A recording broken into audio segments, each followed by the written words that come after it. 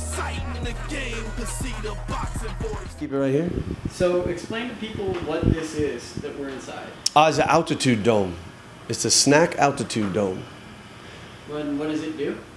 So it simulates high altitude training. Hypoxygen is what they would call it.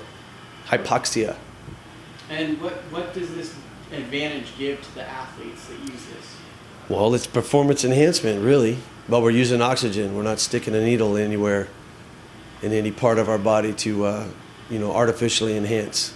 This is just oxygen. It's in here in the dome right now. It's about 14%. Outside at sea level, where we live, is about 20.9% pure oxygen. In here, I've cut it down to about 14. It's about a third of the oxygen that you normally would breathe. And who are some of the fighters you're working with right now? Well, Bruno Escalante. We're working with all the guys around here: Jonathan Chicas, Tony Johnson, Stan Martineau. Working with Vanes Marozhin, Christine Escalante, young amateur from Hawaii. She's been here for a while. Working with her, and there's a few. Andre Berto. Is he coming out for his next camp? He's coming out. He's just doing hypoxia training with us right now. Just very specific training. Nothing to subtract what he does with Virgil or Thig. He's out on the track with Thig, his track coach, and I believe he has a strength and conditioning coach as well. I can't quite recall his name. Tony Brady? It's not Tony this time. It's another guy, but he's good. So yeah, Mike Berto, he's in good hands. Okay, that's good. I guess the other thing is, have you ever had a story of someone freaky athletic? You give these hard exercises. Has anyone just shocked you with their athleticism?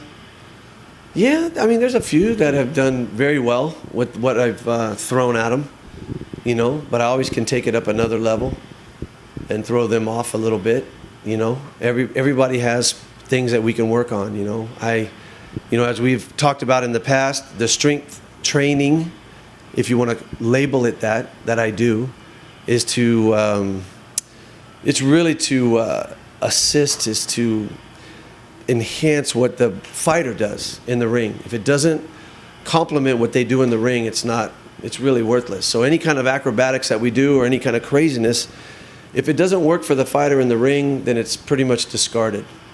Last question. How do you go all the way to China and just man it, you land and then you're working 3 days later? How does jet lag not affect your performance? It doesn't get me right now. I'm doing pretty good, I just keep going, and I absolutely love what I do. I'm very blessed to be able to do what I do, and it's coming. I do. You know what they say? They say if somebody said, "Hey, Baz, when are you going to retire, man? What are you going to do?" And I said, "Retire from what? I don't work. I don't work, man. So why should I retire?" I guess, and then that reminds me, one last question is, has there ever been a crazy incident in the corner, like a cut open or just something where you're like, oh my God, how am I going to stop this? No.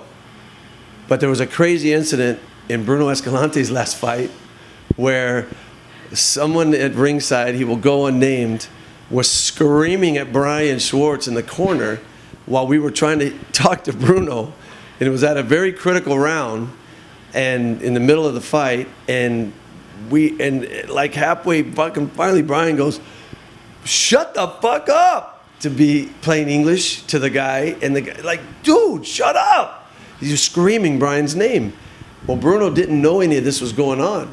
He thought we were freaking out and panicking in the corner. So as Bruno got up, he turned to me and he goes, hey, I got this, okay? Calm down.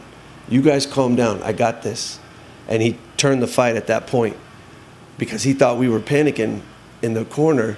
So he kind of took over himself and switched the fight.